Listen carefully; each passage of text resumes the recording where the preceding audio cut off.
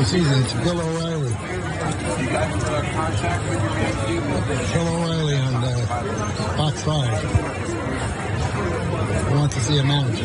No. What you're going to do? It's 3 hours late now. No. You're going to find out. You're looking at a warm in the Oh, yeah? You're threatening me with violence. No, I'm not. You're the one.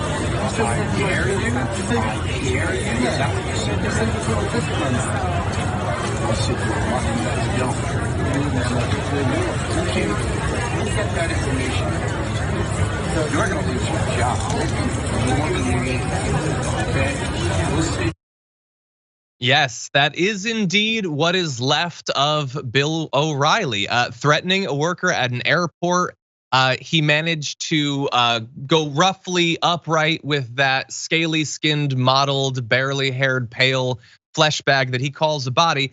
And he got it to an airport and decided to threaten a worker with violence, saying, "You effing scumbag." Jesus, it seems needless. And wait until you find out what caused it, the entitlement that you're seeing from Bill O'Reilly. He told Mediaite that he had handled the confrontation poorly and chose the wrong language, but he's not sorry for confronting the worker. The story is JetBlue can't get their flights off the ground. It was crazy in the terminal. And he also says, for some reason, the Biden administration is not big on solving problems. This is a huge problem. He says it's an open invitation for spokespeople from JetBlue to address the situation on his No Spin News, but he has heard nothing. So this is Pete Buttigieg's fault or Biden, and you can come on No Audience News to talk about it, I suppose. I don't know.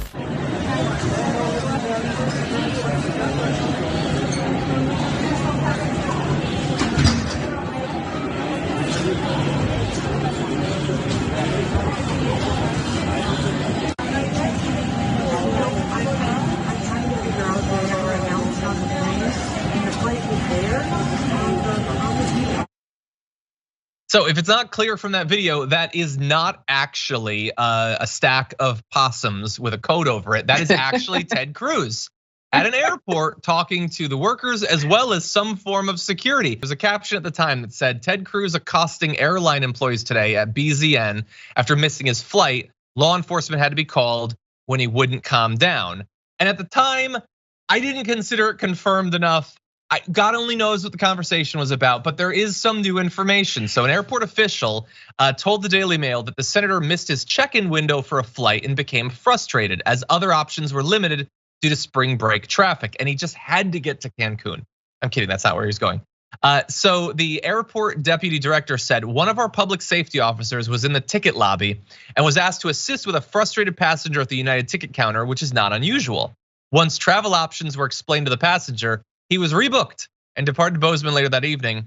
Our officer didn't realize he was dealing with Senator Cruz until after the fact, which might have even increased the frustration, because I get being frustrated when you miss your check-in window. It's happened to me once or twice. I'm sure it's happened to you, Ida. But guarantee he expects as a senator that he will get some sort of special treatment, that he'll be allowed. And so the fact that they had to call security to deal with him, that is not generally how you want these situations to play out. And the fact that he thought that just as because of who he is, beyond just being a senator, just being, an alleged white man, because he doesn't really claim his Latinx roots. But it's just interesting to watch people behave.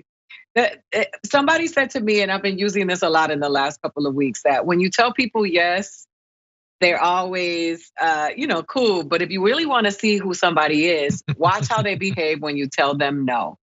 And what happens to the rest of us when we miss our check-in windows? We just have to follow the rules and get on the next flight.